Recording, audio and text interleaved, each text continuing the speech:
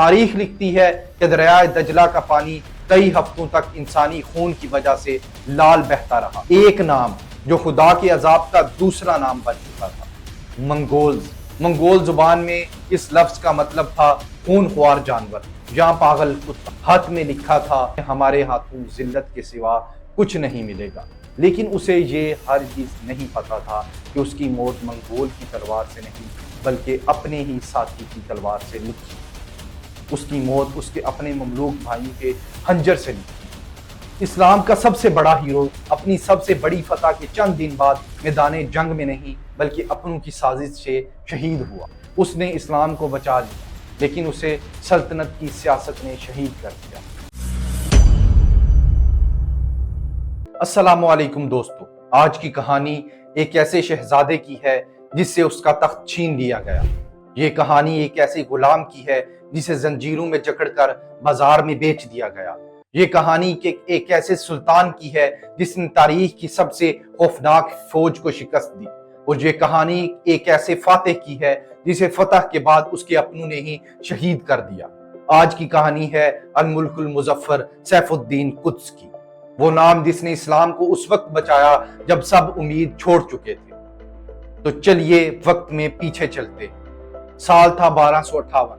13ویں صدی کی دنیا یہ ایک ایسی دنیا تھی جہاں صرف ایک نام کی دہشت تھی، ایک نام جو خدا کے عذاب کا دوسرا نام بن چکا تھا، منگولز۔ یہ چنگیز خان کا لگایا ہوا وہ طوفان تھا جو اب اس کا پوتا خلاقو خان آگے بڑھا رہا تھا۔ یہ آگ خوارزم کی سلطنت کو جلا چکی تھی، ایران اور سینٹرل ایشیا کو راکھ بنا چکی تھی۔ منگول روایت صاف تھی، جو شہر سر جھکا دے وہ ان کا غلام، اور جو سر اٹھائے اس شہر میں کوئی سر سلامت نہ رہے۔ اور پھر 1258 میں وہ ہوا جس نے اسلامی دنیا کی کمر توڑ دی۔ ہلاکو خان کی فوجیں پہنچیں بغداد، اسلامی تہذیب کا دل۔ عباسی خلافت کا 500 سالہ مرکز صرف 13 دنوں کے اندر بغداد کو راکھ کا ڈھیر بنا دیا گیا۔ ہلاکو کے سپاہیوں نے لاکھوں مسلمانوں کا قتل عام کیا۔ تاریخ لکھتی ہے کہ دریائے دجلہ کا پانی کئی ہفتوں تک انسانی خون کی وجہ سے لال بہتا رہا، اور پھر ہفتوں تک کالا بہتا رہا۔ یہ کالا پانی دارالحکمہ کی ان لاکھوں انمول کتابوں کی سیاہی تھی جنہیں دریا میں پھینک دیا گیا تھا۔ یہ صرف فوجی شکست نہیں تھی، یہ اسلامی تہذیب کے علم اور روح کا قتل تھا۔ آخری عباسی خلیفہ المستعصم کو ایک قالین میں لپیٹا گیا اور گھوڑوں کے نیچے کچل کر مار دیا گیا۔ پوری اسلامی دنیا پر موت کا سناٹا تھا، خوف اور مایوسی ایسی کہ لوگوں کو یقین ہو چلا تھا کہ اسلام کا نام و نشان مٹنے والا ہے۔ بغداد کے بعد منگولز نے سیریا کو رون ڈالا۔ اب ان کی نظریں مصر پر تھی۔ مصر مکہ اور مدینہ کا دروازہ، اسلام کا آخری قلعہ تھا، اور اس مایوسی کے اندھیرے میں مصر کے تخت پر ایک ایسا شخص بیٹھا تھا جسے سلطان بنے ابھی چند ہی ہفتے گزرے تھے۔ ایک ایسا آدمی جس کی پوری زندگی کی کہانی بدلے، صبر اور انتقام کی آگ میں جلتی رہی تھی۔ اس کا نام تھا سیف الدین قدس، اور جہاں ایک راز تھا جو ہلاکو خان نہیں جانتا تھا۔ قدس کے لیے یہ صرف ایک ملک یا ایک تخت کی جنگ نہیں تھی، یہ ایک ذاتی انتقام تھا، کیونکہ جس دشمن نے آج بغداد کو تباہ کیا تھا اسی دشمن نے 30 سال پہلے قدس کی اپنی دنیا تباہ کی تھی۔ آئیے قدس کی کہانی شروع سے سنتے ہیں۔ وہ ہمیشہ سے غلام نہیں تھا، وہ پیدائشی شہزادہ تھا، ایک ترک شہزادہ، خوارزم کی عظیم الشان سلطنت کا وارث۔ اس نے اپنا بچپن محلوں میں عزت اور شان میں گزارا تھا، لیکن پھر منگول طوفان آیا، وہی منگولز جنہوں نے اس کی سلطنت کو تباہ کر دیا، اس کے خاندان کو قتل کر دیا اور اس کے چھوٹے شہزادے کو پکڑ لیا گیا۔ اب ہم اس منظر کا تصور کر سکتے ہیں، دماسکس کا غلام بازار، ایک شہزادہ زنجیروں میں جکڑا ہوا، ایک معمولی غلام کی طرح فروخت ہو رہا ہے۔ ایک روایت کے مطابق اس کے ساتھ اس کی کزن اور بچپن کی محبوبہ گلنار بھی غلام بنائی گئی تھی۔ قدس کو خرید کر مصر لایا گیا۔ اس کے مالکوں نے اسے ایک نیا نام دیا، ایک ایسا نام جو اس کی شخصیت کو بیان کرتا تھا۔ انہوں نے اسے قدس کہہ کر پکارا۔ منگول زبان میں اس لفظ کا مطلب تھا خون خوار جانور یا پاگل کتا۔ یہ نام اسے اس لیے ملا کیونکہ غلامی کی ذلت کے باوجود اس کی آنکھوں میں آگ تھی۔ وہ بچپن میں بھی بغاوت کرتا، دوسرے غلام لڑکوں سے شدت سے لڑتا۔ اس کے اندر کا شہزادہ کبھی مرا نہیں تھا۔ وہ صرف صحیح وقت کا انتظار کر رہا تھا۔ قدس کو مصر میں مملوک بنایا گیا۔ مملوک نظام اس وقت دنیا کا سب سے انوکھا نظام تھا۔ دوستو، یہ غلام سپاہیوں کا نظام تھا۔ بچوں کو دوسرے ملکوں سے خریدا جاتا، انہیں سخت ترین جنگی تربیت دی جاتی اور ساتھ میں اسلامی تعلیم دی۔ صلاح الدین ایوبی کے بعد آنے والے ایوبی سلطانوں نے ان مملوکس کو اپنی حفاظت کے لیے تیار کیا تھا، لیکن یہ مملوکس اتنے طاقتور ہو گئے کہ انہوں نے اپنے ہی ایوبی مالکوں کو تخت سے اتار دیا اور خود مصر کے سلطان بن گئے۔ دوستو، یہ ایک بے رحم نظام تھا، لیکن جہاں قابلیت کی بنیاد پر ترقی ملتی تھی، یہاں نسب یا خاندان کی کوئی قیمت نہیں تھی۔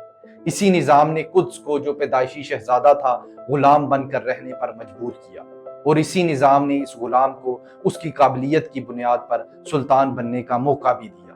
قدس کو سلطان ایبک کی مملوک فوج میں شامل کیا گیا۔ اس نے اپنی قابلیت کا لوہا منوایا۔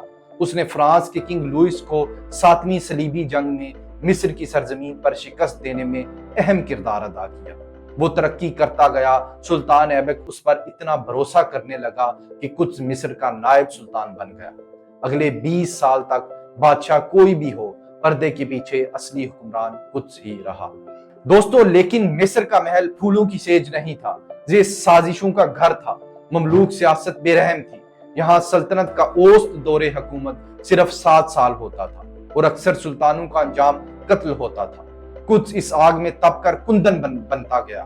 اس نے سلطان ایبک کا قتل دیکھا، جب ایبک کی بیوی ملکہ شجر الدر نے اسے دھوکے سے مروا دیا۔ یہ قدس ہی تھا جو اپنے مالک ایبک کا وفادار تھا، جس نے فوج کی قیادت کی اور ملکہ شجر الدر کو گرفتار کر کے سزا دی۔ قدس نے اپنے سب سے بڑے مملوک رقیب فارس الدین اقتائی کو بھی سلطان ایبک کے ساتھ مل کر سیاست کی بازی میں قتل کروایا تھا۔ کہنے کا مطلب یہ ہے کہ قدس کوئی صاف ستھرا بازوقے دیوار صوفی نہیں تھا۔ وہ ایک سخت گیر سیاسی اور فوجی لیڈر تھا۔ وہ جانتا تھا کہ زندہ رہنے کے لیے، ملک کو بچانے کے لیے مشکل اور سخت فیصلے کیسے کیے جاتے ہیں۔ اسی سیاسی بنچال کے بعد سلطان ایبک کا 15 سالہ بیٹا المنصور علی تخت پر بٹھا دیا گیا، لیکن ظاہر ہے اصلی طاقت نائب سلطان قدس کے ہی ہاتھ میں تھی۔ اور پھر 1260 میں وہ ہوا جس نے اس سیاسی کھیل کو ہمیشہ کے لیے بدل دیا۔ بغداد اور سیریا کو تباہ کرنے کے بعد ہلاکو خان کے ایلچی قاہرہ پہنچے۔ وہ اپنے ساتھ ایک خط لائے تھے۔ یہ صرف ایک خط نہیں تھا، یہ موت کا پیغام تھا۔ تاریخ کا سب سے بدتمیز، سب سے غرور برا خط۔ قاہرہ کا دربار سجا ہوا تھا۔ 15 سالہ سلطان المنصور علی تخت پر بیٹھا تھا اور قدس اس کے برابر میں۔ منگول ایلچیوں نے خط پیش کیا۔ خط میں لکھا تھا، مشرق اور مغرب کے بادشاہوں کے بادشاہ کی طرف سے، اس مملوک قدس کے نام جو ہماری تلواروں سے بھاگ کر اس ملک میں پناہ گزین ہے۔ تمہیں اور تمہارے امیروں کو معلوم ہونا چاہیے کہ ہم زمین پر خدا کی فوج ہے۔ ہم ان پر نازل ہوتے ہیں جن پر اس کا غضب ہوتا ہے۔ تم نے سنا ہے کہ ہم نے بڑے بڑے ملکوں کو فتح کیا اور زمین کو فساد سے پاک کر دیا ہے۔ ہم نے لاکھوں لوگوں کو قتل کیا ہے۔ تم کہاں بھاگو گے اور کون سا رستہ تمہیں بچائے گا؟ ہماری تلواریں بجلیوں جیسی ہیں، ہمارے تیر چیر دینے والے ہیں، ہمارے دل پتھر جیسے ہیں اور ہماری تعداد ریت کے ذروں جتنی ہے۔ قلعے ہمیں نہیں روک سکتے اور فوجیں ہمارا مقابلہ ہرگز نہیں کر سکتی۔ تمہاری دعائیں ہمارے خلاف قبول نہیں ہوں۔ ہماری شرطیں مان لو تو تمہاری بھی وہی عزت ہوگی جو ہماری ہے۔ اگر تم نے مقابلہ کیا تو تم تباہ ہو جاؤ گے۔ جواب دینے میں دیر مت کرنا، اس سے پہلے کہ جنگ کی آگ بھڑک اٹھے اور یہ زمین تم سے خالی کر دی جائے، پھر تمہیں ہمارے ہاتھوں ذلت کے سوا کچھ نہیں ملے گا۔ جب یہ ہاتھ پڑا گیا، دربار میں موت کا سناٹا چھا گیا۔ سب مملوک امیر خوف زدہ تھے۔ 15 سالہ سلطان المنصور علی کے پاس اس کا کوئی جواب نہیں تھا۔ سب کی نظریں امید اور خوف کے ساتھ صرف ایک شخص پر آ کر رک گئیں، نائب سلطان قدس۔ ہلاکو خان نے اپنی زندگی کی سب سے بڑی غلطی کر دی تھی۔ اس نے قدس کو مملوک جو ہماری تلواروں سے بھاگا کہہ کر ذلیل کرنا چاہا تھا، لیکن وہ یہ نہیں جانتا تھا کہ قدس واقعی ایک شہزادہ تھا جو 30 سال پہلے انہی کی تلواروں سے بھاگ کر غلام بنا تھا۔ یہ جملہ قدس کے 30 سالہ پرانے زخموں پر نمک تھا۔ اس لمحے قدس نے فیصلہ کر لیا تھا کہ وہ گھٹنے نہیں ٹیکے گا۔ وہ اپنا بدلہ ضرور لے گا، اپنے خاندان کا، اپنی سلطنت کا اور اب اسلام کا۔ कुछ अपनी जगह से उठा, उसने खौफजदा अमीरों को देखा और फिर तख्त पर बैठे उस 15 साला सुल्तान को कुछ ने बुलंद आवाज में कहा, ये वक्त बच्चों की हुकूमत का नहीं है, ये वक्त बच्चों की हुकूमत का नहीं है। हमारे रियासत को एक मजबूत रहनुमा की जरूरत है। फैसले सोच समझ कर लिए जाएंगे। इस तूफान का मुकाबला करने के लिए मिस्र को एक मजबूत और ताकतवर सुल्तान चाहिए। 12 नवंबर 1259 कुछ ने अल मंसूर अली को तख्त से उतार दिया और खुद मिस्र के सुल्तान की हैसियत से तख्त पर कदम रखा। उसने लक़ब इख्तियार किया अल मुल्कुल मुज़फ्फर, यानी फतह पाने वाला बादशाह। लेकिन उसने अपने अमीरों से एक वादा किया। उसने कहा, मेरा मकसद इक्तदार नहीं है, मेरा मकसद इक्तदार नहीं है। जिस दिन मैं मंगोल्स को शिकस्त दे दूंगा, मैं ये तख्त छोड़ दूंगा, फिर तुम लोग जिसे चाहो अपना सुल्तान चुन लेना। उसका मकसद इस्लाम का दिफा था। अब सुल्तान कुद्स के पास दो रास्ते थे, गुलामी या जंग। उसने मिस्र के सबसे बड़े उलमा को जमा किया और मशवरा मांगा। जब उलमा ने सुल्तान की हिम्मत और जज्बा देखा तो उन्होंने फतवा दिया, इस तूफान का मुकाबला करना हर मुसलमान पर फर्ज है, ये जिहाद है। अब हलाकू को जवाब देने का वक्त था। सुल्तान कुद्स ने अपना पहला हुक्म जारी किया। उसने हलाकू खान के चारों एलचियों को गिरफ्तार करने का हुक्म सादर किया। उन्हें कत्ल कर दिया गया और उनके कटे हुए सर काहिरा के मशहूर दरवाजे बाबो जवेला पर लटका दिए गए। ये एक वाज़े पैगाम था, मिस्र गुलामी कबूल नहीं करेगा, मिस्र लड़ेगा। लेकिन कुद्स जानता था कि सिर्फ जज्बा काफी नहीं है। इस जंग को जीतने के लिए उसे मिस्र के सबसे बेहतरीन जनरल की जरूरत थी। एक ऐसा जनरल जो उस वक्त कुद्स की दुश्मनी की वजह से सीरिया में जिला वतन था। उसका नाम था रुकनुद्दीन बैबरस। बैबरस एक बेहतरीन ममलूक जनरल था, लेकिन बैबरस कुद्स से शदीद नफरत करता था। क्यों? क्योंकि बैबरस के उस्ताद फारिसुद्दीन उक्ताई को सुल्तान ऐबक ने कुद्स के साथ मिलकर मरवाया था। दोस्तों, इस कत्ल के बाद बैबरस और उसके ममलूक सिपाही मिस्र से भागकर सीरिया चले गए थे। ये कुद्स की शख्सियत का इम्तिहान था। उसने उस वक्त जाती दुश्मनी को उम्मत की हिफाजत पर कुर्बान कर दिया था। उसने बैबरस को ना सिर्फ माफ किया बल्कि उसे काहिरा वापिस आने की दावत दी और उसे फौज का आला कमांडर बनाने की पेशकश की। बैबरस जो खुद मंगोल से लड़ना चाहता था, उससे इत्तेहाद के लिए राजी हो गया। दो दुश्मन इस्लाम के नाम पर एक हो गए। ये वो इत्तेहाद था जिसने तारीख बदल दी, लेकिन इस इत्तेहाद की कीमत कुद्स को अपनी जान देकर चुकानी पड़ी। जंग की तैयारियां शुरू हो गई और तभी कुद्स को एक ऐसी खबर मिली जिसने जंग का नक्शा बदल दिया। कुद्स को खबर मिली कि मंगोल ग्रेट खान मुंके चाइना में मर गया है। नया बादशाह चुनने के लिए हलाकू खान को अपनी बड़ी फौज लेकर वापस मंगोलिया जाना पड़ रहा था। लेकिन हलाकू मिस्र को फतह करने के लिए पीछे अपने सबसे खतरनाक और तजर्बाकार जनरल कुतबगा नयान को छोड़ गया था। कुतबगा के साथ 10 से 20 हजार मंगोल फौज थी, वो फौज जिसने कभी शिकस्त का जायका नहीं चखा था। कुद्स ने इस मौके को पहचाना। उसने मिस्र के पुराने दुश्मनों सलीबियों से राब्ता किया जो उस वक्त पैलेस्टाइन के साहिलों पर काबिज थे। दोस्तों, कुद्स ने उनसे कहा, हमें तुमसे जंग नहीं करनी, हमें सिर्फ मंगोल्स तक पहुंचने के लिए अपनी फौज को तुम्हारे इलाके से गुजरने का रास्ता चाहिए। सलीबी जो मंगोल से खुद बहुत डरते थे, राजी हो गए। सुल्तान कुद्स अपनी ममलूक फौज को लेकर काहिरा से निकला। तारीख थी 3 सितंबर 1260 और महीना था रमजान का। ममलूक फौज, जिसकी तादाद भी तकरीबन 20,000 थी, रोजे की हालत में थी। दोनों फौजें फलस्तीन के मुकाम पर आमने सामने हुई। इस मुकाम का नाम था ऐने जालूद, यानी गुलायत का चश्मा। ये वही मुकाम था जहां हजारों साल पहले अल्लाह के नबी दाऊद अलैहिस्सलाम ने इस वक्त के सबसे बड़े जालिम जालूद को शिकस्त दी थी। तारीख खुद को दोहराने वाली थी। जंग की हिकमत अमली तैयार की गई। कुद्स ने फौज की कमांड अपने सबसे बेहतरीन जनरल बैबरस को दी। बैबरस ने मंगोल्स की अपनी ही हिकमत अमली को उन्हीं के खिलाफ इस्तेमाल करने का फैसला किया, यानी झूठी पसपाई इख्तियार करते हुए पीछे हटना। जंग शुरू हुई। बैबरस अपने ममलूक दस्ते के साथ मंगोल से टकराया। थोड़ी देर लड़ने के बाद बैबरस ने भागने की एक्टिंग की। मंगोल जनरल कुतबगा, जो गरूर में अंधा हो चुका था, इस जाल में फंस गया। उसने अपनी पूरी फौज को बैबरस का पीछा करने का हुक्म दिया। वो ममलूक्स का पीछा करते हुए इस तंग घाटी में दाखिल हो गए जहां सुल्तान कुद्स अपनी बाकी फौज के साथ छुपा बैठा था।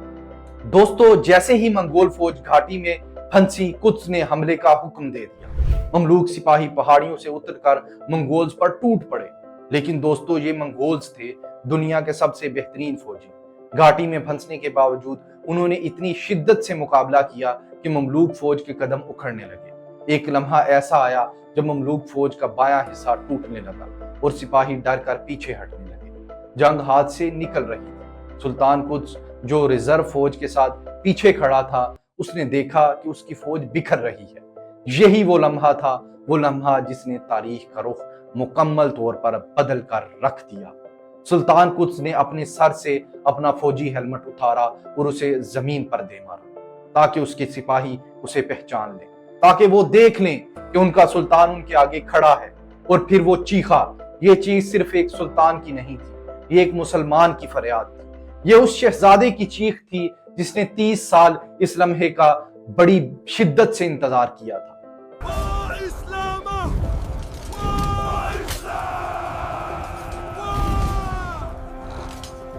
कुद्स ने नारा बुलंद किया, वाह इस्लामा, वाह इस्लामा, हाय मेरा इस्लाम, हाय मेरा इस्लाम।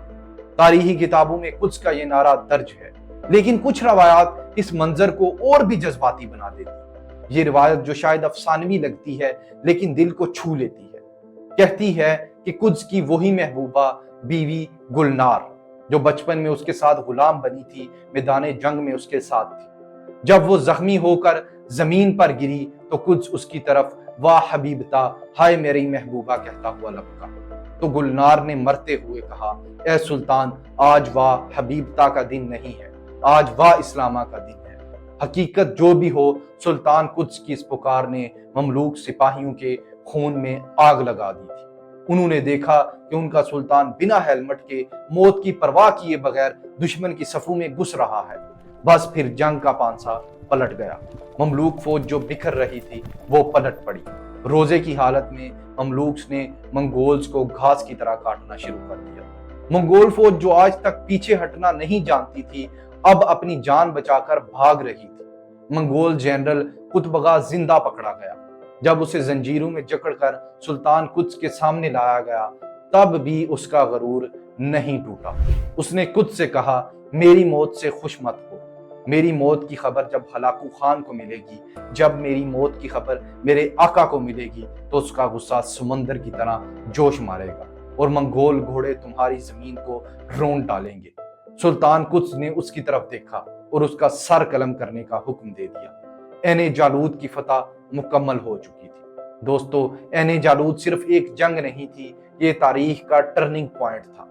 ये मंगोल्स की पिछले 40 सालों में पहली बड़ी वाज़े शिकस्त थी। इस फतह ने मंगोल नाकाबिले शिकस्त हैं कि वहम को हमेशा के लिए तोड़ दिया था। इस फतह ने इस्लाम के मरकज मक्का और मदीना को मंगोल तिबाही से बचा लिया। उसने इस्लामी तहजीब को बचा लिया जिसका नाम मिटने वाला था। सुल्तान कुद्स अब सिर्फ मिस्र का सुल्तान नहीं था, वो पूरी इस्लामी दुनिया का हीरो था। फतह के जश्न मनाए जा रहे थे। सुल्तान अपनी ममलूक फौज के साथ फातिहाना अंदाज में काहिरा वापस लौट रहा था, लेकिन उसे ये हरगिज नहीं पता था कि उसकी मौत मंगोल की तलवार से नहीं बल्कि अपने ही साथी की तलवार से लिखी थी। उसकी मौत उसके अपने ममलूक भाइयों के हंजर से लिखी थी। वापसी के सफर पर सालहिया के मुकाम पर सुल्तान कुद्स शिकार के लिए रुका। वो अपने घोड़े पर सवार था। अचानक कुछ ममलूक अमीरों ने, जिनकी क़यादत वही जनरल बेबरस कर रहा था, सुल्तान पर हमला कर दिया। इससे पहले कि कुछ समझ पाता, उसे शहीद कर दिया गया। इस्लाम का सबसे बड़ा हीरो अपनी सबसे बड़ी फतह के चंद दिन बाद मैदान जंग में नहीं बल्कि अपनों की साजिश से शहीद हुआ। सवाल ये है, आखिर क्यों? जनरल बेबरस ने अपने सुल्तान को क्यों कत्ल किया?